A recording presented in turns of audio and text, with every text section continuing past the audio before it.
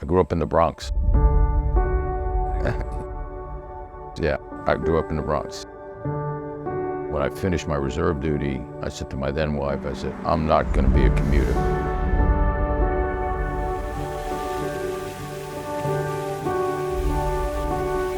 It actually started about 2 days before. I was playing tennis and I played a really tough match. I came home, I told my wife that, hey, I had some pains in my chest, and it passed. And then Monday, Rita was watching television and I was reading a book. She said, I'm gonna go to sleep. I said, all right. And as soon as I stood, it was like somebody hit me across the chest with a baseball bat. I never felt anything like it before. She told me, you're having a heart attack. You need to get to the front room because I'm calling 911. Medics arrived in a fire truck within minutes, but the agonizing wait for an ambulance desperately drawn out. They immediately put a line in me. Second truck arrived 3 minutes later. In the meantime, the call for an ambulance was put in and I needed to get to the ER ASAP.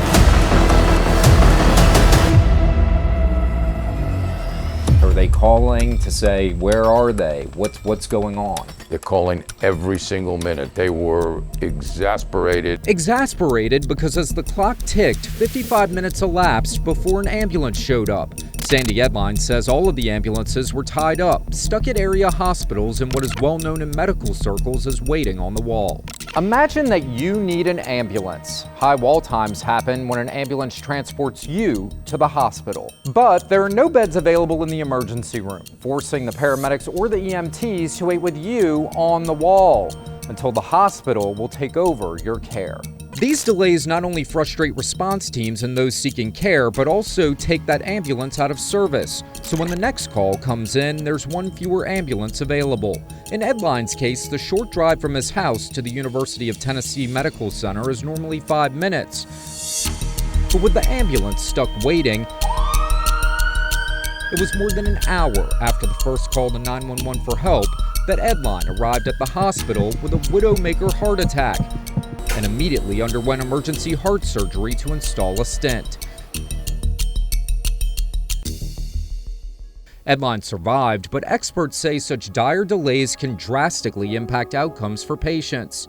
It's a setup playing out from coast to coast. Our national investigative team uncovered that in 2023 alone, data indicates ambulances reported being delayed returning to service because of long wall times hundreds of thousands of times. And this is a problem that we have everywhere across the country. Dr. Clayton Kazan is a medical director for the Los Angeles County Fire Department. He oversees the 1,000 calls for assistance that come in each day in America's most populous county with nearly 10 million people.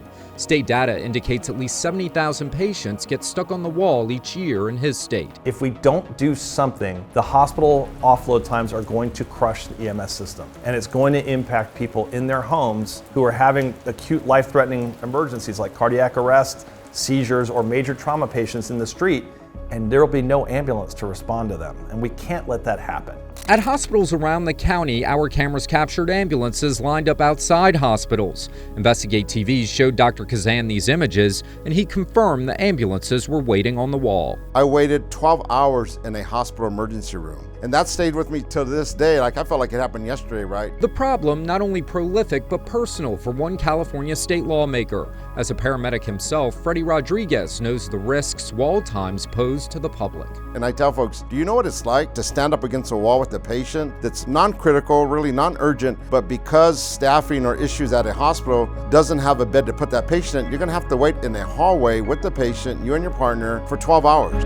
Our national investigative team combed through data from the National Emergency Medical Services Information System, also known as NEMSIS, which collects data from 911 calls and where EMS crews are dispatched. Our analysis of 2023 data found that for calls where crews reported waiting on the wall, the average time it took for the ambulance to get back into service was more than 40 minutes. But many delays are even longer. We found that roughly 1 in 5 crews reported being delayed an hour or longer. In extreme cases, hours turn into days. The longest wall time in Los Angeles County was 25 hours. Our national investigative team looked at state laws around the country and found most states don't have a law that limits wall times for ambulance crews. The feds have known about this problem for years, and the Department of Health and Human Services has in the past sent out an urgent notice, alerting states that hospitals may be violating the Emergency Medical Treatment and Labor Act, known as EMTALA, by parking patients on the wall. But that notice was issued in July 2006, and despite nearly 2 decades going by, many say the problem's only getting worse. That's why Rodriguez authored a bill that was signed into law last year, making California one of the first states to attempt to keep wall times in check. And like I told folks, you don't need to tell me. I've worked the field. I've seen it firsthand.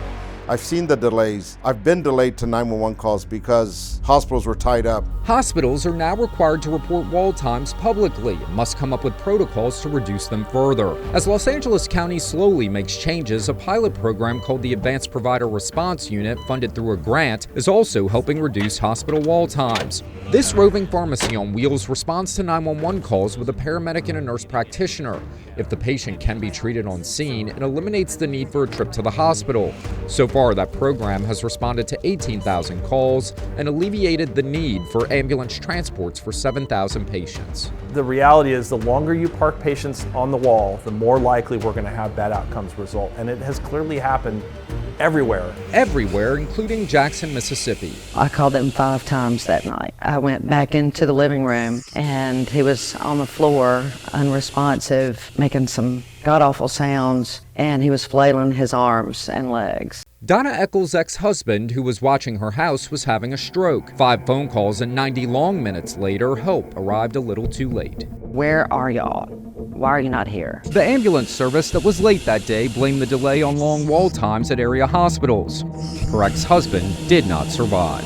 We live in a civilized country, and to wait almost an hour and a half for life-saving ambulance services, it's inexcusable.